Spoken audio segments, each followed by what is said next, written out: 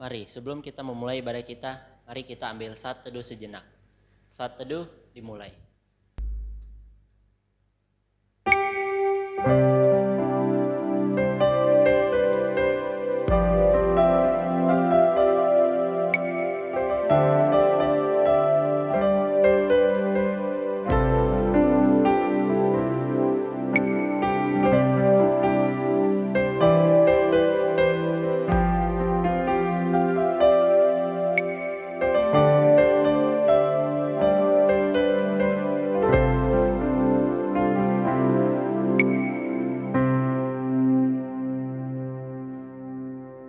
Amin. Puji Tuhan, saat ini kita masih diberikan kesempatan untuk beribadah, memuji Dia, menyembah Dia, dan meninggikan nama-Nya, serta mendengarkan firman-Nya. Mari saat ini saya mau ajak teman-teman untuk mengangkat pujian, tinggikan nama-Mu.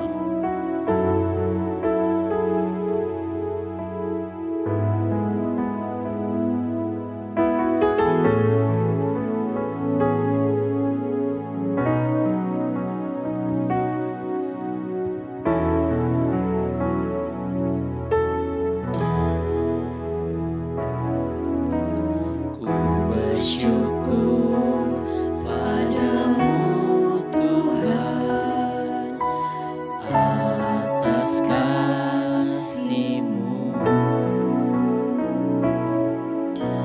dan bermazmur bagi nama-Mu yang kudus,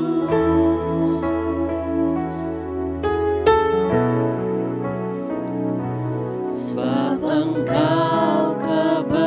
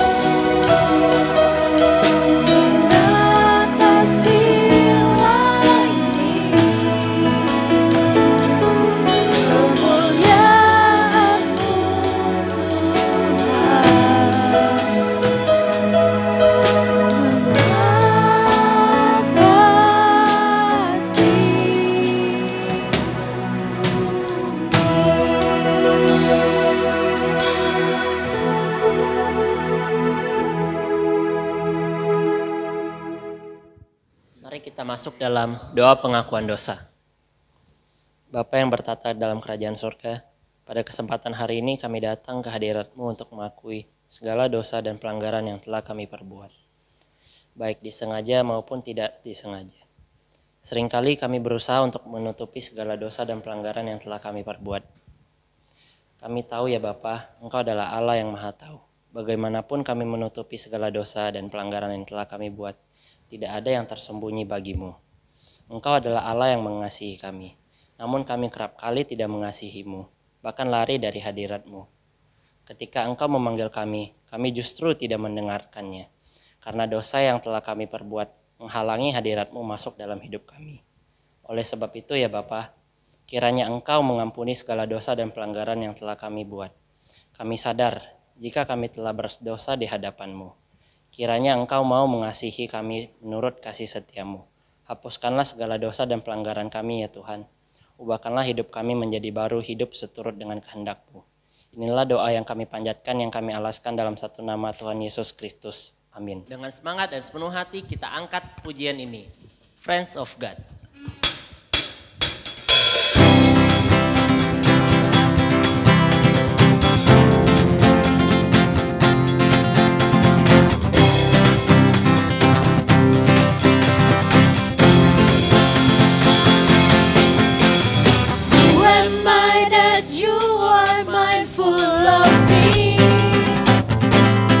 That you hear me when I call.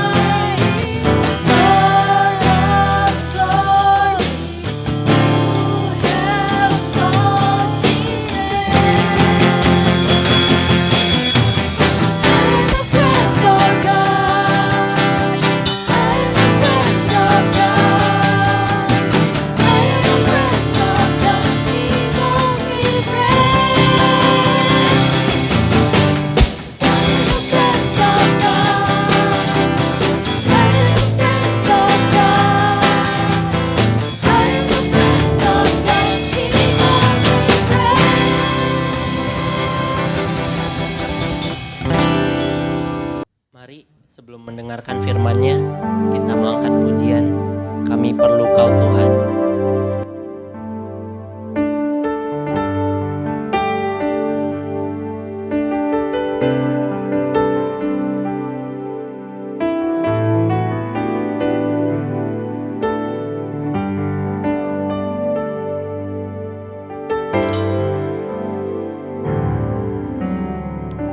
Kemanakah kami mencari kasih sejati? Kemanakah kami berseru saat badai datang meneru? Kami tahu hanya Kau yang mampu berikan segala sesuatu.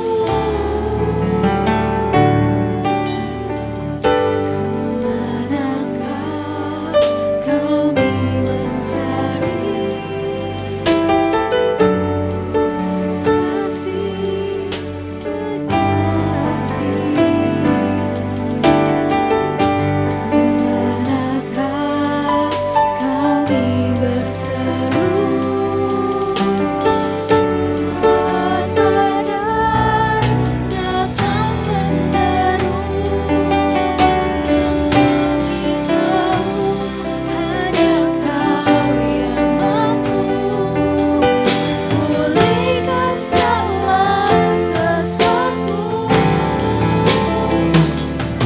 Kami perlukan keajaiban-Mu.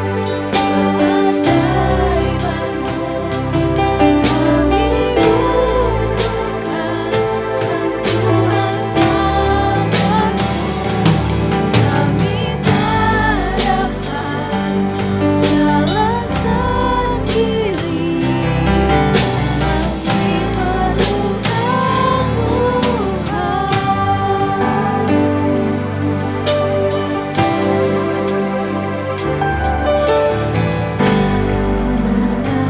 Kemanakah kami mencari kasih sejati? Kemanakah kami berseru saat badai datang meneru?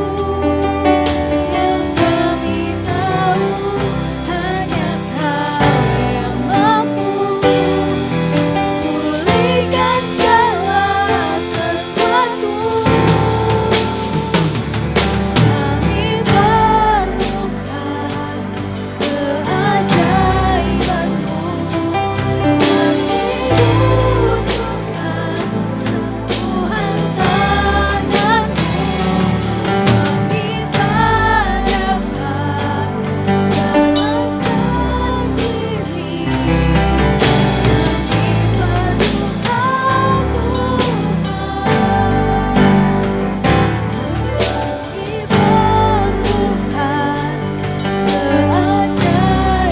keajaiban-Mu.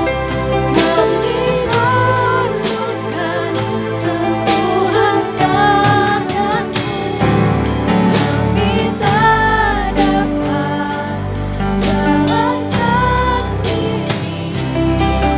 Kami perlukan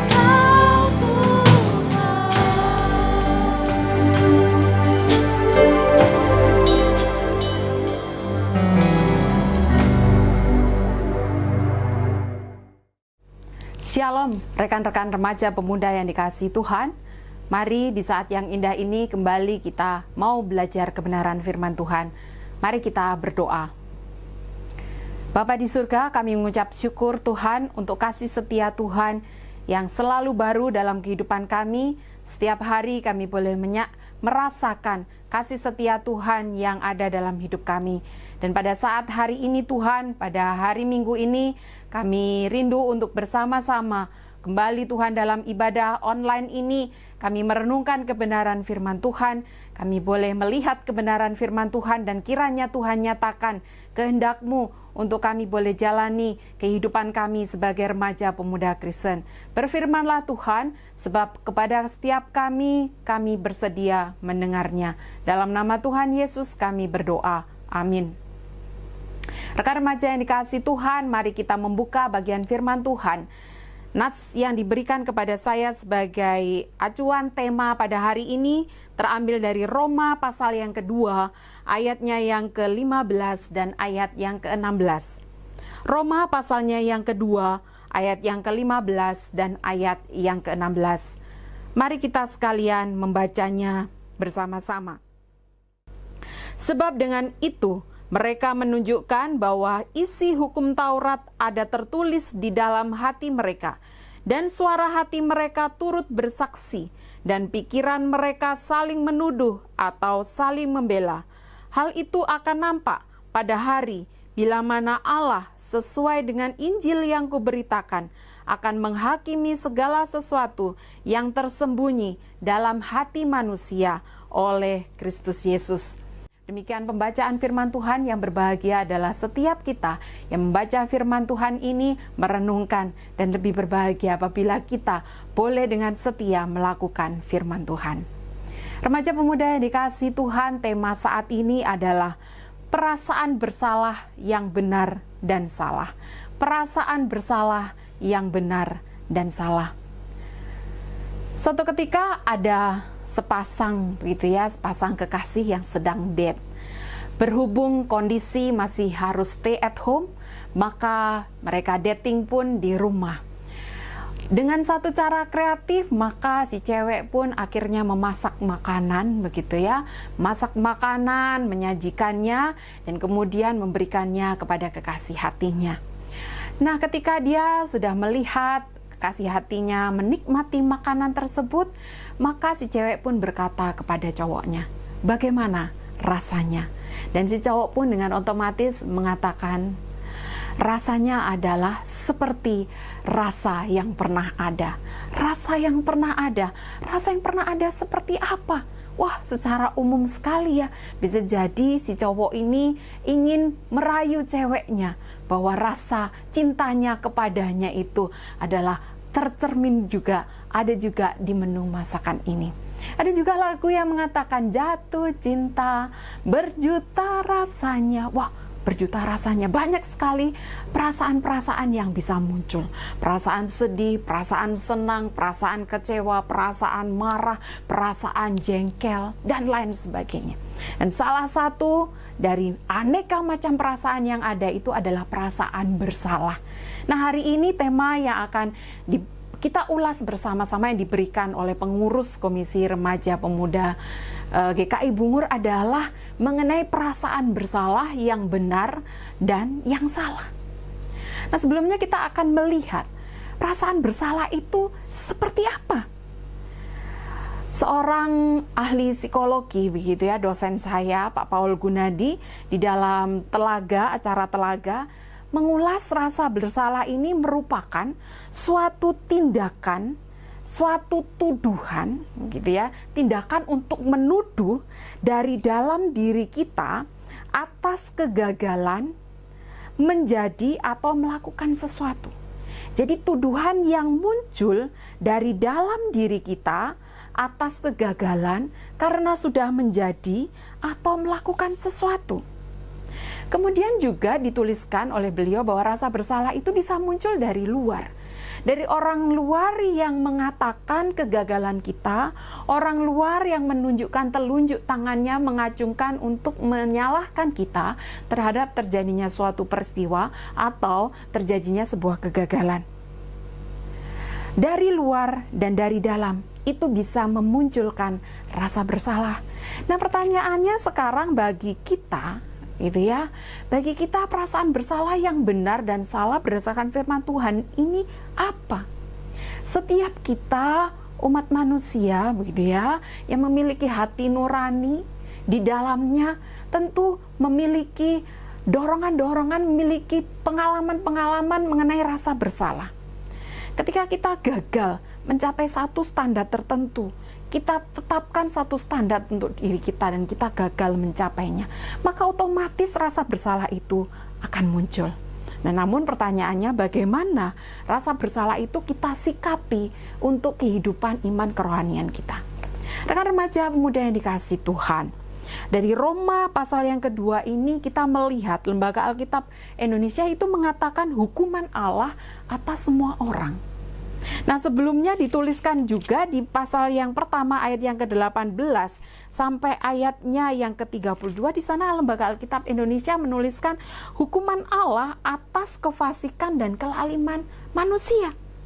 Ketika di ayat pasal yang pertama ayat 18 ini sudah diulas tentang bagaimana Allah itu, Allah yang adil, memberikan hukuman atas kefasikan dan kelaliman manusia, tetapi Paulus di dalam surat Roma ini masih melanjutkan bahwa hukuman itu tidak hanya atas kefasikan dan kelaliman manusia. Karena apa? Ternyata dijumpai ada orang-orang yang merasa, wah, dirinya terbebas. Aku tidak lalim, aku tidak fasik, aku tidak menjalankan kejahatan-kejahatan yang keji. Aku ini adalah orang-orang yang benar, maka aku terbebaslah dari hukuman Allah. Paulus mengingatkan bahwa ini berlaku atas semua orang. Paulus menegaskan bahwa hukuman Allah standarnya adalah diberlakukan berlangsung secara jujur kepada semua orang. Tidak ada terkecuali apapun. Karena Paulus bertemu dengan mereka, orang-orang Yahudi ahli-ahli Taurat, yang mengatakan mereka merasa bahwa ketika mereka sudah melakukan hukum Taurat, ketika mereka sudah ahli di dalam Taurat itu, maka otomatis mereka bisa menghakimi orang seenaknya dan mereka bisa terluput dari hukuman tersebut. Paulus mau menegaskan bahwa walaupun engkau secara agamamu bisa menghakimi orang lain, tetapi toh hukuman Allah itu pun bisa akan hadir juga dalam kehidupanmu. Terbukti di dalam ayat 15-16 ini ditegaskan bahwa dalam hati kita, di dalam hati manusia itu akan ada suara. Ketika Taurat itu semakin kita pelajari, maka akan ada suara yang turut bersaksi. Kemudian di dalam hati kita ini bukan hanya turut bersaksi, tetapi di dalam pikiran mereka itu kita akan saling menuduh dan saling membela. Pernah kan ya, kita seperti ada dialog di dalam hati kita. Jangan lakukan itu. Iya, terus lakukan itu. Kamu pasti bisa, kamu pasti bisa. Jangan, itu tidak mungkin untuk kamu lakukan. Kamu tidak bisa. Sepertinya ada dua sisi kehidupan kita yang saling, ada yang memperingatkan, ada yang saling menuduh, ada yang saling mensupport hal seperti itu. Dan itu adalah bisa memunculkan bagaimana kita juga merasa bersalah di dalam kehidupan kita. Nah, sekarang pertanyaannya, tema kita adalah perasaan bersalah yang benar dan yang salah, gitu ya. Ternyata perasaan bersalah itu juga ada benarnya. Demikian juga Pak Paul Gunadi di dalam telaga ini pun juga katakan rasa bersalah itu tidak sepenuhnya salah dan jangan dihilangkan, begitu ya. Dan oleh sebab itu tema kita pun juga mengatakan bahwa perasaan bersalah itu juga bisa berlaku benar. Nah, kita akan melihat perasaan bersalah ini akan menjadi benar, begitu ya, sebagaimana tema kita hari ini, bila ada dua poin yang nanti akan saya sampaikan. Yang pertama, perasaan bersalah ini, begitu ya, suara hati kita yang bersaksi, saling menuduh, saling membela di dalam hati kita, begitu ya, yang terjadi kecampuk-kecampukan dalam hati kita, begitu ya, tentang menyikapi sebuah peristiwa, menyikapi suatu kejadian yang kita lakukan, maka perasaan bersalah itu bisa saja muncul. Nah, ketika menjadi satu perasaan bersalah yang benar, maka perasaan bersalah ini jika menjadi benar adalah ketika rasa bersalah itu muncul dan membawa kita kepada pertobatan, menuntun kita kepada pertobatan. Rasa bersalah ini yang pertama menjadi benar ketika rasa bersalah menuntun pada pertobatan. Mari kita melihat di ayatnya yang keempat. Ayat yang keempat pada pasal yang kedua ini, di sana dikatakan, Maukah engkau menganggap sepi kekayaan kemurahannya, kesabarannya, dan kelapangan hatinya? Tidakkah engkau tahu bahwa maksud kemurahan Allah ialah menuntun engkau kepada pertobatan? Saudara saya yang dikasihi Tuhan, ketika rasa bersalah muncul begitu ya, ketika kita merefleksikan hidup kita kenapa gagal terus dalam menjalani kehidupan kita. Kita ingin hidup suci, pikiran kita ini pingin pikiran yang benar, mulut kita ini pingin mengatakan yang baik, perbuatan kita ini pingin perbuatan yang memuliakan nama Tuhan. Tetapi toh seringkali kita masih gagal, kita jatuh, kecewa gitu ya, melukakan hati Tuhan, mengecewakan hati Tuhan. Nah, perasaan bersalah itu muncul. Tuhan, aku ini sudah semakin kita mengenal Allah yang begitu mengasihi kita, semakin kita membaca firman Tuhan, dan semakin kita berkaca dari firman Tuhan ini, rasanya itu kita nothing gitu ya. Kita tidak ada apa-apanya. Seberapa persen sih dari firman Tuhannya sudah kita lakukan? Nah, saudara, ketika kita perasaan bersalah itu muncul begitu ya, seringkali bisa saja itu membuat kita down, membuat kita merasa gagal, dan membuat kita mungkin bisa sampai depresi.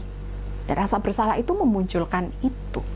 Tetapi akan menjadi benar jikalau rasa bersalah itu seperti di ayat yang keempat, membawa kita kepada pertobatan.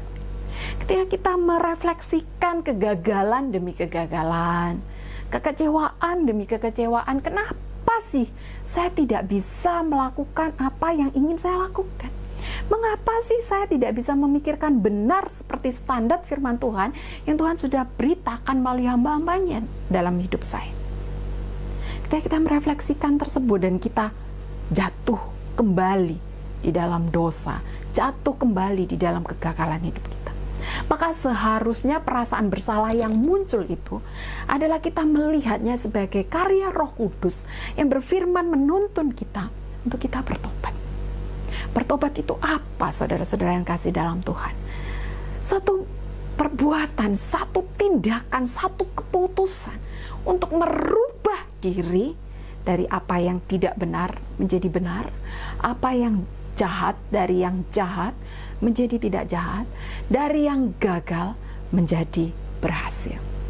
Nah, saudara, pertobatan membalikkan sesuatu yang tidak baik menjadi baik.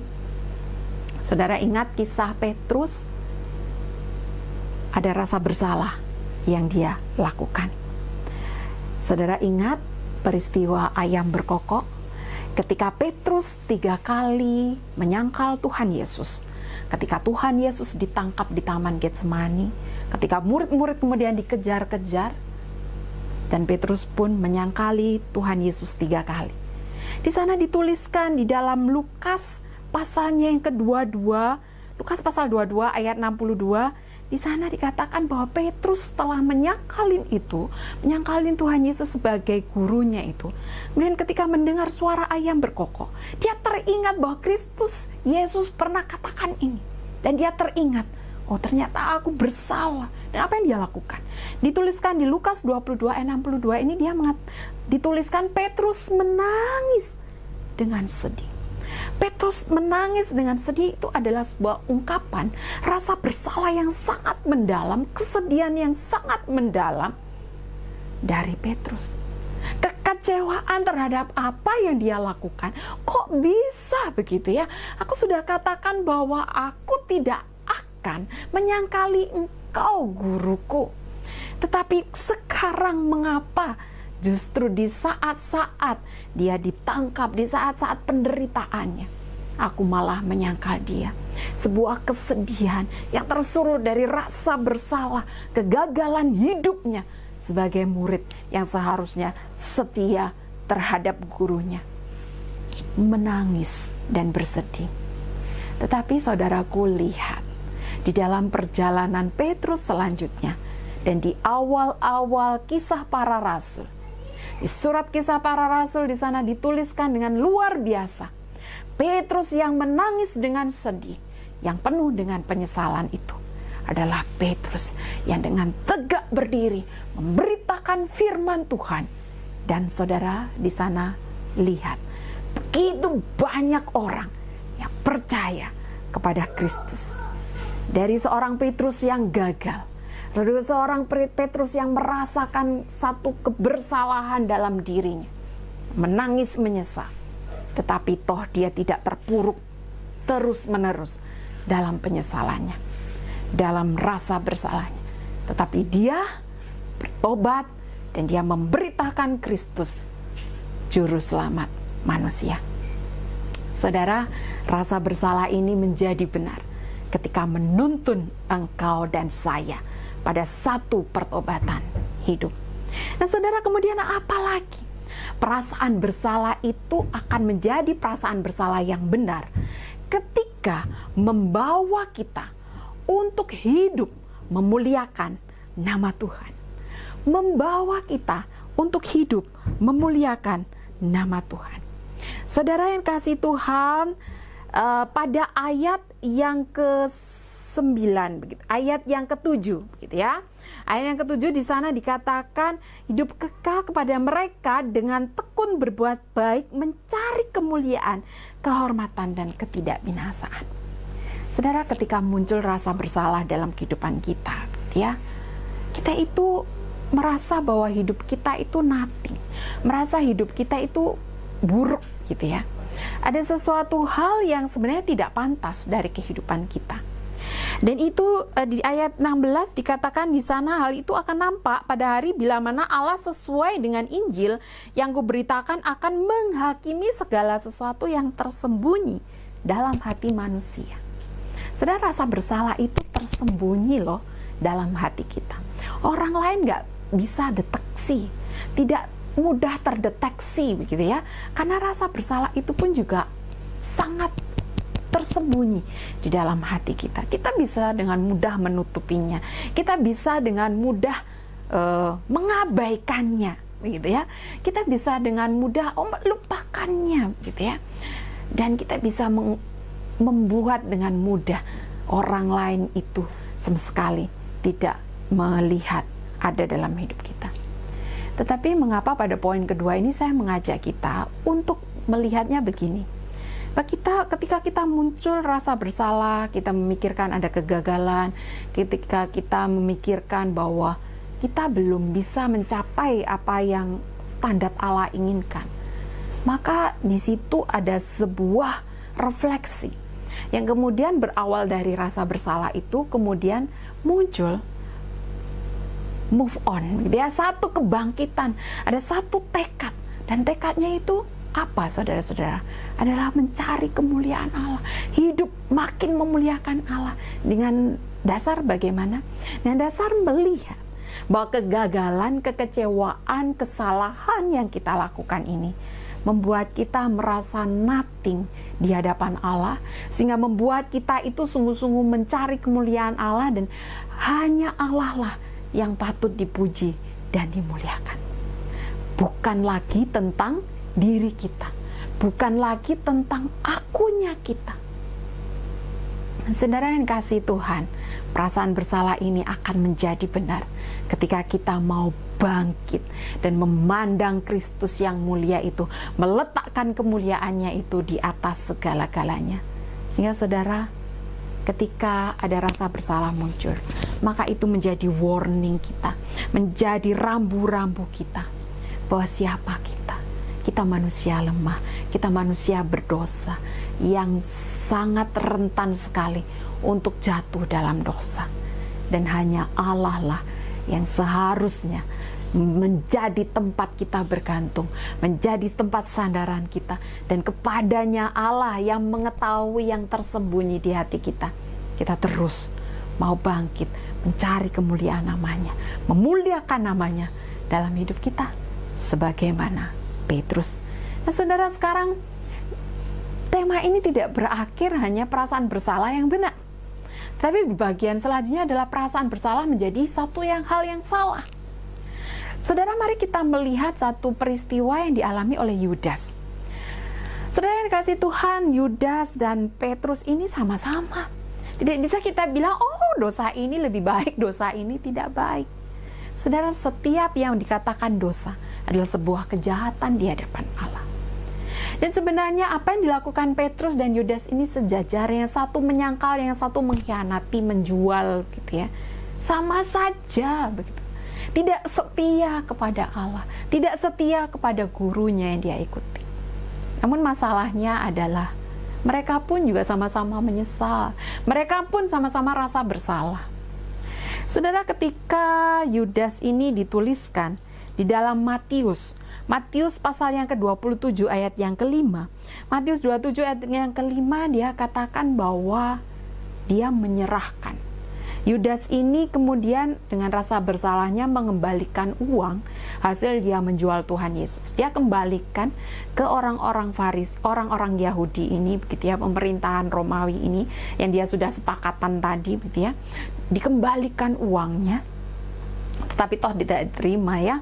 Kemudian apa? Setelah dia mau mengembalikan itu, di Matius 27 ayat 5 dituliskan dia menggantung diri. Satu tindakan gitu ya, satu tuduhan yang muncul bahwa ini salahnya dia dan tidak ada yang bisa memperbaiki lagi. Yang ada bisa diperbaiki lagi adalah menggantung diri. Saudara, perasaan bersalah menjadi salah ketika hati kita, hatimu adalah hati yang keras, perasaan bersalah yang semakin terpuruk dan terpuruk. Di ayat yang ke-5, tetapi oleh kekerasan hatimu yang tidak mau bertobat, engkau menimbun murka atas dirimu. Saudara, perasaan bersalah akan menjadi salah ketika terus-menerus larut, saudara, dalam perasaan bersalah tersebut. Si Yudas ini dalam rasa bersalahnya terus-menerus mempersalahkan diri, sehingga tidak ada kesempatan bagi dia untuk memikirkan satu bentuk pertobatan. Sebenarnya Allah dengan kasih-Nya menyambut dia, tapi dia tidak lagi mengingat kebaikan hati Allah. Yang ada dia hanya fokus pada dirinya sendiri, yang ada hanya fokus mempersalahkan dirinya sendiri, dan dia mencari jalan keluarnya sendiri, yaitu dengan menggantung diri.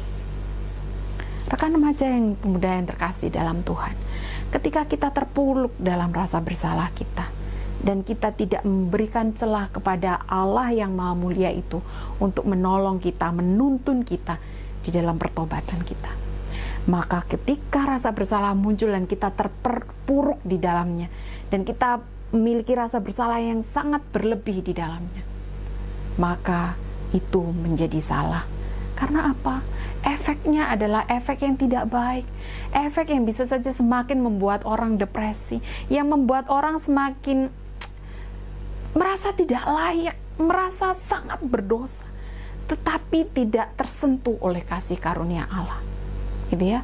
Membuat seseorang minder yang sangat keterlaluan, sehingga sama sekali tidak memberikan ruang untuk Kristus menolong dia bangkit dari keterpurukannya. Saudara, orang-orang yang merasa bersalah dan terus berlarut-larut sehingga sampai depresi, sampai seperti Yudas gitu ya, melakukan perbuatan yang sangat tragis ini, bisa saja terjadi di sekitar kita. Remaja pemuda, ketika engkau merasakan kegagalan dalam kuliahmu, dalam studimu, dalam sekolahmu begitu ya, dalam relasimu, dalam hal apapun yang sebenarnya ingin engkau capai, tetapi ketika rasa bersalahmu itu terus-menerus sehingga membuatmu merasa tidak layak yang berlebihan, depresi yang berlarut-larut, dan engkau tidak membuka ruang hatimu untuk Kristus, Sang Pemberi kasih karunia itu masuk dalam hatimu, maka bisa jadi engkau mengambil jalanmu sendiri, dan jalanmu sendiri itu belum tentu jalan yang dikehendaki Allah. Rekan remaja ya, pemuda yang dikasihi Tuhan, bersyukur memiliki rasa bersalah dalam hati kita, tetapi mari kita gunakan itu menjadi perasaan bersalah yang benar. Melihat hidupmu itu sangat berharga di hadapan Tuhan. Allah mengasihi saya dan saudara-saudara sekalian, menerima kita dan menolong kita untuk bertobat, bangkit dari kegagalan kita, dan memakai kita untuk boleh menjadi saksi teladan bagi yang lain, mewartakan Kristus sebagai kitab terbuka bagi sesama kita. Mari kita bersyukur untuk rasa bersalah kita, dan menggunakan rasa bersalah ini sebagai sebuah warning kita untuk bisa terus maju, boleh semakin dipakai Tuhan untuk memuliakan nama Tuhan. Jangan memiliki rasa bersalah yang salah, karena itu akan menutupi rencana Allah yang indah yang Allah sudah sediakan bagi umatnya. Selamat menjadi remaja pemuda Kristen yang hidup semakin lebih baik lagi, semakin disempurnakan lagi oleh kasih karunia Allah yang senantiasa beserta dengan kita. Tuhan memberkati. Mari kita berdoa. Bapa di surga, terpuji namamu Tuhan, kami mengucap syukur untuk firman Tuhan. Melalui surat Roma ini kami diingatkan bahwa Allah mengasihi kami, tetapi juga dalam kehidupan kami ini Allah pun juga mau menyatakan keadilan-Mu dengan ada konsekuensi dari setiap kejahatan yang kami lakukan. Bapa di surga, ampuni dosa dan kesalahan kami jikalau kami menutup diri kami dari kasih karunia Allah. Kami memikirkan jalan kami sendiri-sendiri masing-masing, tapi kami melupakan kebaikan Tuhan. Tolong kami, tolong remaja pemuda-Mu yang boleh terus berjuang di dalam iman kepadamu. Ketika kami memiliki rasa bersalah, kiranya kami pun juga boleh dibangkitkan seperti Petrus yang bangkit dari kegagalannya dan Tuhan berkenan memakainya untuk memenangkan banyak jiwa. Terima kasih Tuhan, dalam nama Tuhan Yesus kami berdoa mengucap syukur. Amin.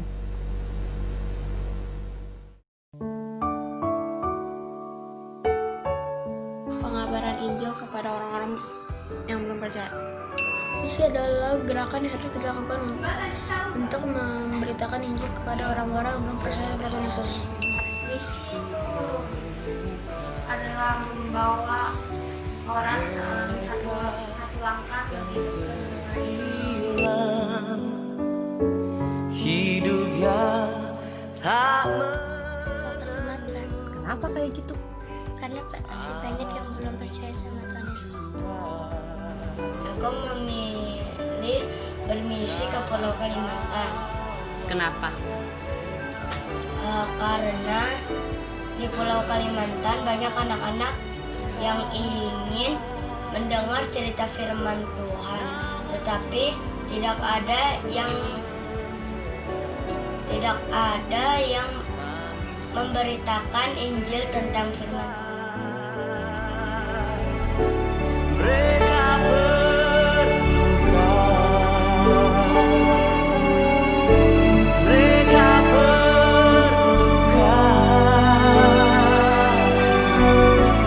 Kasih Yesus yang besar sebagai jawaban.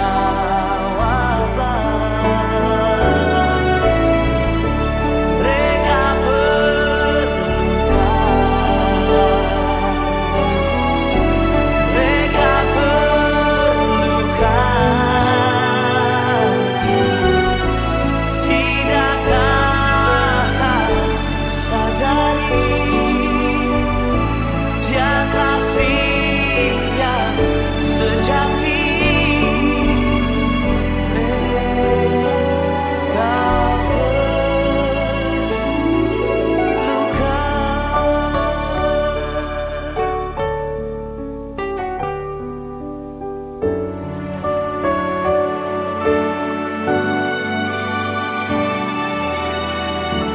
Tuhan memanggil kita untuk membawa terangnya. Tiada lebih berharga mencari yang terhilang.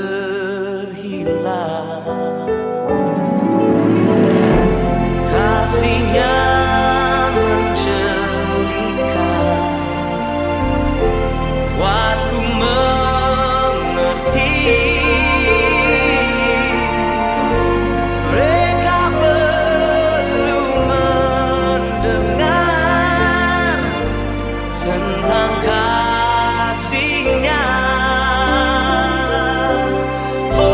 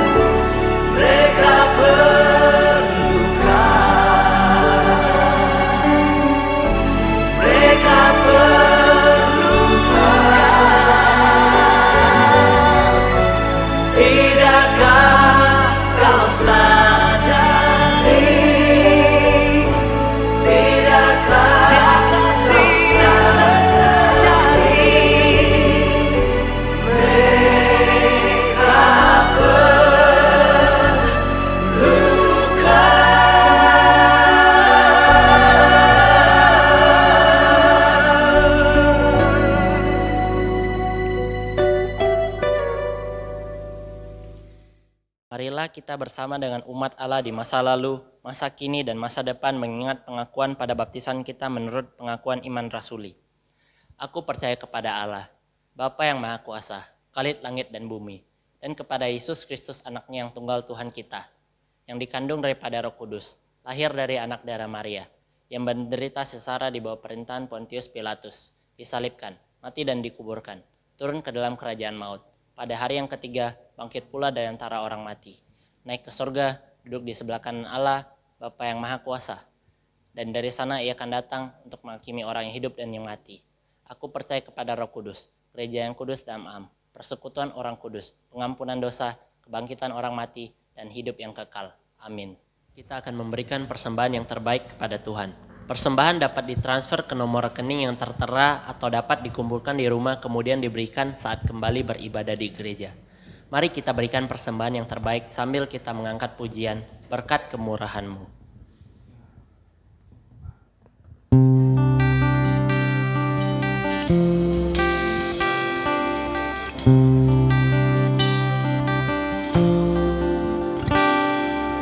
Kau hiasi kehidupanku dengan kemurahan-Mu.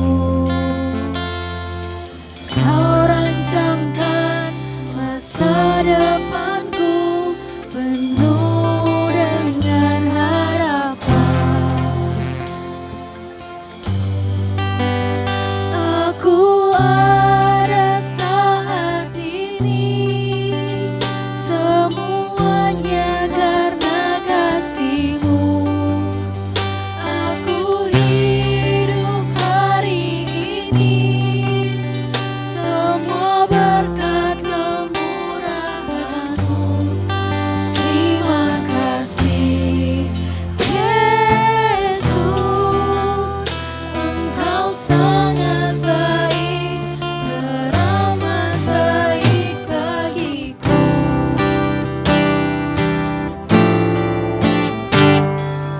Kau hiasi kehidupanku dengan kemurahan-Mu. Kau rancangkan masa depanku penuh dengan harapan. Aku ada saat ini, semuanya karena kasih-Mu. Aku hidup hari ini, semua berkat kemurahan-Mu. Terima kasih, Yesus, Engkau sangat baik, teramat baik bagiku. Mari kita berdoa membawa persembahan kita. Segala ucapan syukur hanya kepadamu Bapa yang di surga. Oleh karena kasih karunia dan berkat yang boleh selalu kami terima dan nikmati hingga saat ini. Kami tahu dan percaya semua berkat yang kami peroleh itu karena kemurahan Tuhan.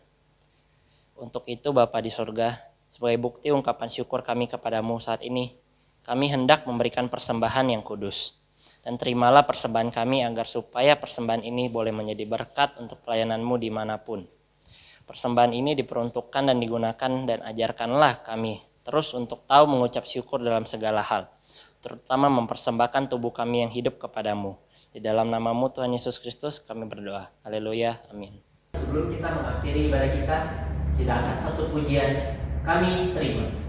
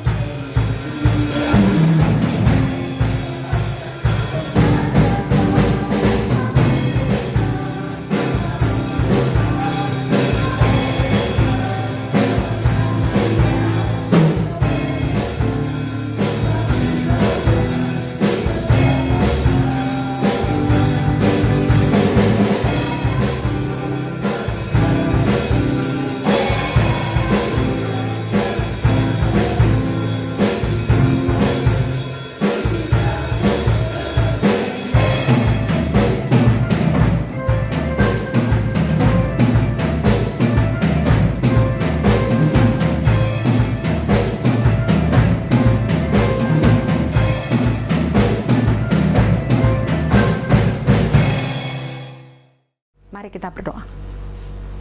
Bapa di surga, kami mengucap syukur Tuhan untuk ibadah kami pada hari ini. Dari awal sampai akhir Tuhan sudah menolong kami untuk kami bisa dengan disiplin mengikuti ibadah ini. Kami dari berbagai tempat yang berbeda, tetapi kami disatukan dengan kasih Kristus untuk sama-sama berjuang untuk hidup sebagaimana firman Tuhan. Kami bersyukur untuk pelayanan hari ini, kami bersyukur untuk peribadatan hari ini. Dan sekarang kami mau mengakhiri ibadah kami mau melanjutkan aktivitas kami. Mohon Allah memberkati kami. Kiranya kasih karunia dari Allah dan pengampunan dosa dari Tuhan Yesus Kristus, penghiburan penyertaan dari Roh Kudus, memampukan kita semua untuk hidup memuliakan namanya dari sekarang sampai selama-lamanya. Tuhan bersama dengan kita. Amin.